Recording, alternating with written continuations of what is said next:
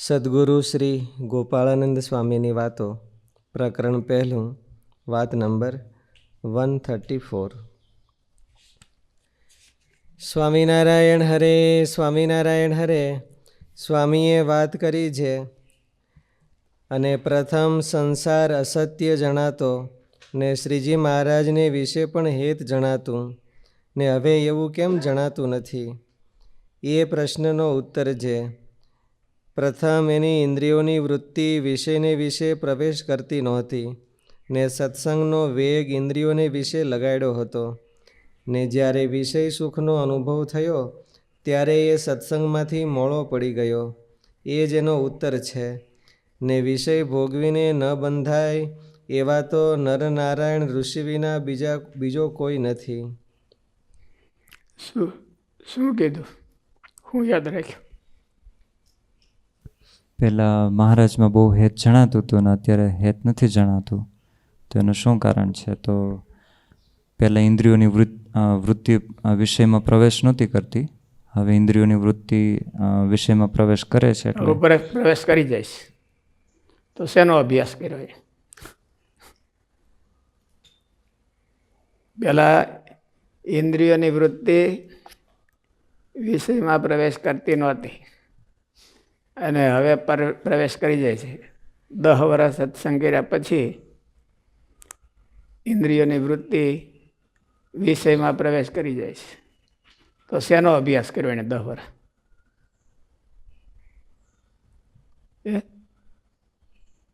કયો શું ભાઈ, તમે શું યાદ રાખ્યું? સ્વામીજી કઈ યાદ રાખ્યું?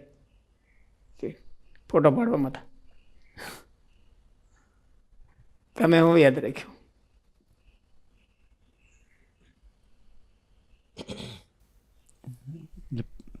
પહેલાં જેવું હતું કે એવું અત્યારે નથી જણાતું, એનું કારણ કે પહેલાં વિષયોમાં ઇન્દ્રિય વિષયોમાં નહોતી પ્રવેશ કરતી ને હવે પ્રવેશ કરે છે। પહેલાં જેવું ભગવાનમાં એ હતું, પહેલાં એટલે કે દે એવા ત્યારે સત્સંગમાં આવ્યા ત્યારે ભગવાનમાં એ હતું અને સાધુમાં એ હતું, સેવામાં એ હતું, એવું હવે કેમ નથી જણાતું? કેમ નથી જણાતું? શું કીધું સ્વામીએ?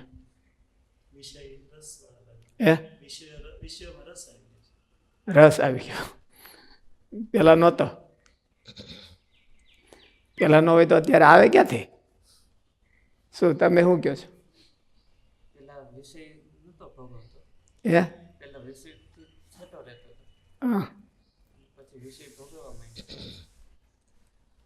તો એમાં કારણ શું કીધું સ્વામીએ? પેલા નહોતો ભોગવતો ને હવે ભોગવવા માંડે, શું કરો?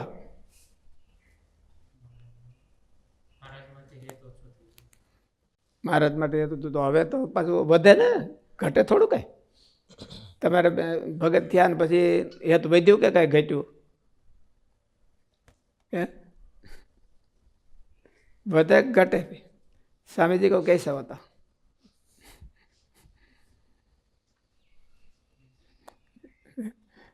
તુલસીભાઈ ને કઈક કેવું છે? 1 મિનિટ। હા બોલો। પેલા પરણ્યો નતો પછી પરણ્યો એટલે વિષયનો જોગ થયો।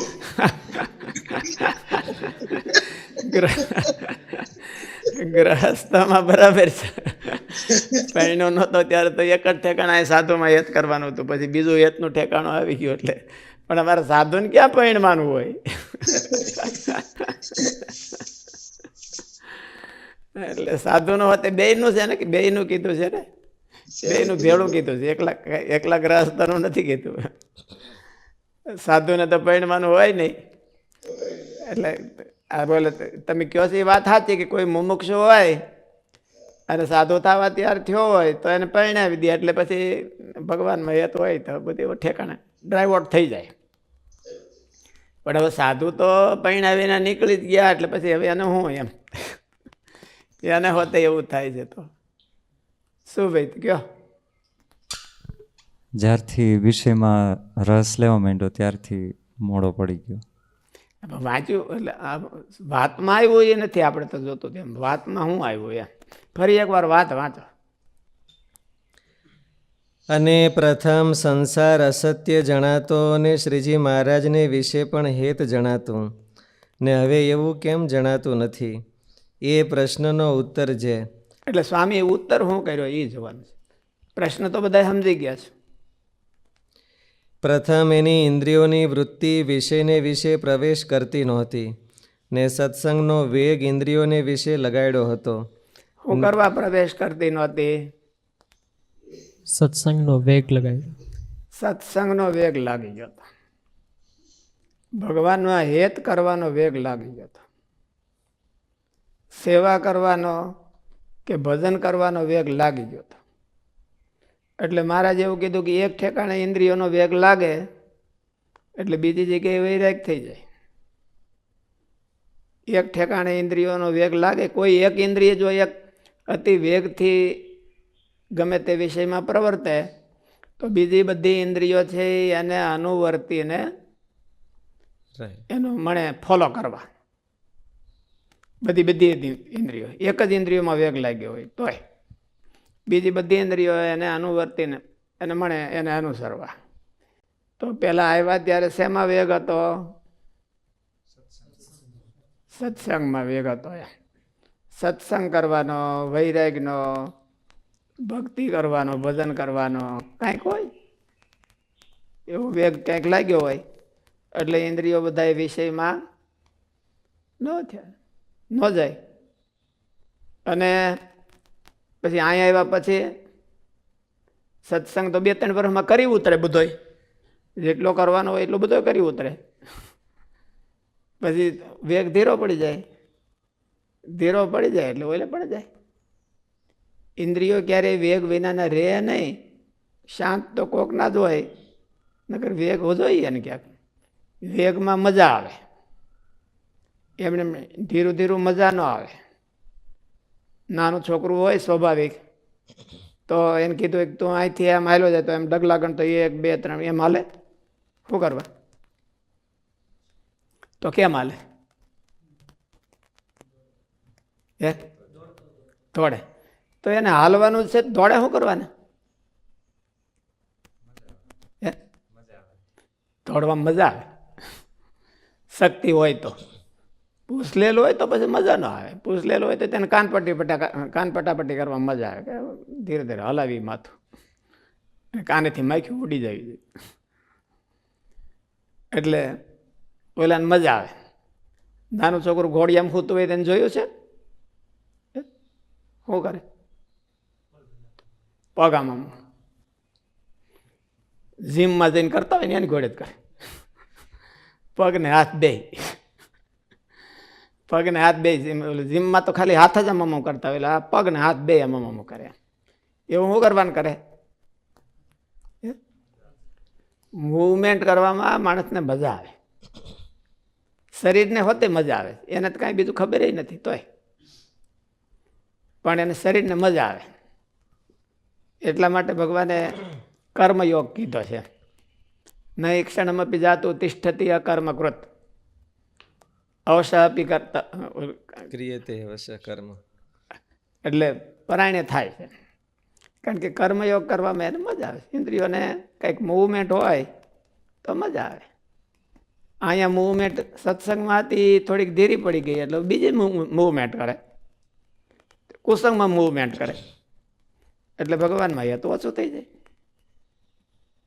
ભગવાનમાં હેતુ ઓછું ન થવા દેવું હોય તો શું કરવું? હે તો શું કરવું? ચાલુ રાખવી. સત્સંગનો વેગ છે, પોતાનું પેશન હોય સત્સંગમાં, બહાર નહીં હો. નકર ઓલું યુટ્યુબ જોવામાં જ પેશન હોય એ નહીં. પોતાનું પેશન હોય એમાં એને વેગ લગાડી દેવો જોઈએ, ઉલટો વધારવો જોઈએ.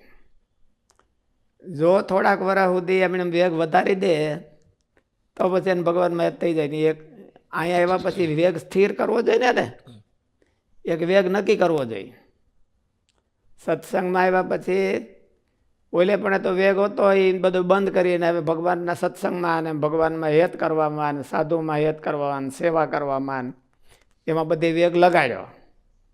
પણ એ વગર વેગ ટેમ્પરરી હોય તો ધોબેનો કૂતરો ઘર નો નહીં ઘાટ નો નહીં. અને જો એ વેગ પરમેનન્ટ લાગી જાય તો આરંપાર ઉતરી જાય. એવું મહારાજે વતનામૃતમાં કીધું છે કાર્યાણીના હાથમાં કે ચટકી લાગે એટલે વેગ લાગે. તો એ ચટકી જો કાયમી રહી જાય તો આત્યંતિક કલ્યાણને પામી જાય. અને થોડાક દી થઈને ઉતરી જાય તો ધોબેનો કૂતરો ઘર નો નહીં ઘાટ નો નહીં એવું થઈ જાય. એટલે પોતાનું પેશન ગોતીને સત્સંગમાં એને વેગ લગાડી દેવો અને વધારતો રહેવો, ઓછો ન થવા દેવો. તો એને ભગવાનમાં હેત થતું જાય અને વેગ ઓછો ન થાય. અને નહીં તો પછી ઇન્દ્રિયો નવરા થાય તો શું કરે? ઇન્દ્રિયો નવરા થાય તો શું કરે? વિષય ગોતે કે ક્યાં વિષય સારા છે, ક્યાં મજા આવે છે.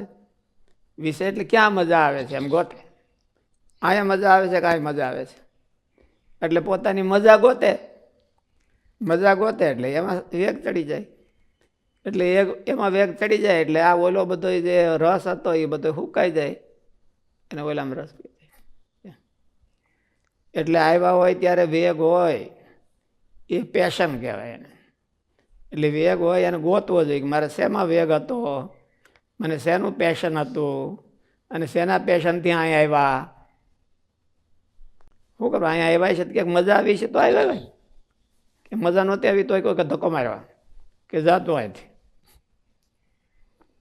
મજા આવતી હોય તો અહીંયા આવ્યા હોય તો કાંઈક એમાં પેશન હોય. એ પેશનને તો ત્યારે ગોતે તો ઘણું જલ્દી ચડી જાય. પછી 10 વર્ષ થાય પછી ખોવાઈ ગયું હોય તો પછી તો જડાય નહીં કોઈ વાતે. એટલે પછી ગોતવું કઠણ પડે. અને ગોતે માનો કે તમે ક્યાંક વસ્તુ ખોવાઈ ગઈ અને 10 વર્ષ કે 15 વર્ષ પછી જડે તો તમને જ ડાઉટ થાય કે આ મારી છે કે બીજાની કોઈ નહીં. આવી તો હતી નહીં એટલે ડાઉટ થાય. એટલે 10-15 વર્ષ પછી પેશન ગોતવા જાય તો મળે નહીં. અને મળે તો એ અડધી ઓલી બધી ડેમેજ થઈ ગઈ હોય એટલે એવી ન આવે. એટલે એ પેશનને વેગને લગાડી દેવો એમ.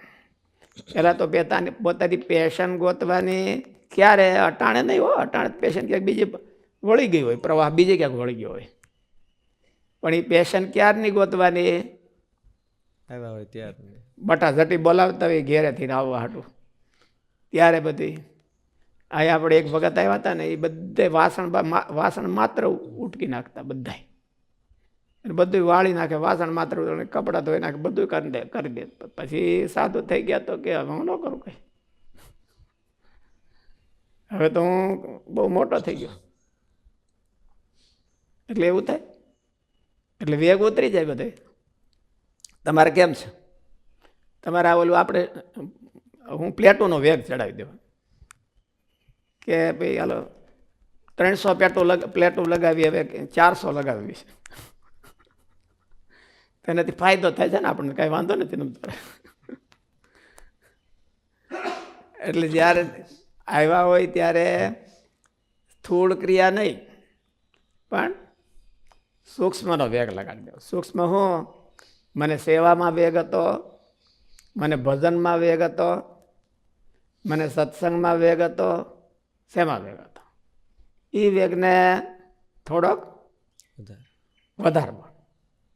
એ વધારતા જાય ને એ જો એક જ વેગ વધી જાય એટલે પૂરું થઈ ગયું. એ આત્યંતિક કલ્યાણને પામી ગયો. મારે જેવું કીધું અહીંયા છે તો એ આત્યંતિક કલ્યાણને પામી ગયો એવું કાર્યને હાથમાં વધનાવટમાં મારે કીધું કે ચટકી લાગે અને ત્યારે જે વેગ ચડી ગયો હોય એ વેગ જો એમને રહી જાય મરે ત્યાં સુધી તો આત્યંતિક કલ્યાણને પામે.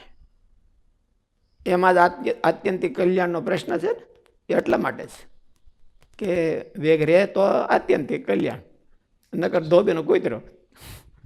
બે વાના કીધા કે જો એમને એમ બે ઘરે ગ્રહસ્થ અને આગળ તુલસીભાઈ કીધું ને કે લગ્ન નહોતા કર્યા એટલે વેગ અહીંયા હતો. લગ્ન કર્યા પછી બીજે વેગ ઉયો જાય. એટલે એ ધ્યાન રાખે તો થાય. જ્યારે આપણે આવ્યા હોય ત્યારે તો સારો જ વેગ હોય, અને ત્યારે જો ધામમાં જાય તો એ સીધો જાય, એવું ગુરુ મહારાજ કહે છે. આપણે આવ્યા હોય ને ત્યારે જો ધામમાં કોઈ કારણસર વ્યુ જવું પડે તો એ સીધો ભગવાનના ધામમાં જાય. ક્યાંય કરતા ક્યાંય વાયા કે ઓલું વિશ્રાંતિ એનો એટલે સીધો ત્યાં જાય. પછી જો થોડાક ઝાઝા વર્ષ થઈ જાય તો પછી ડાઉટફુલ થઈ જાય,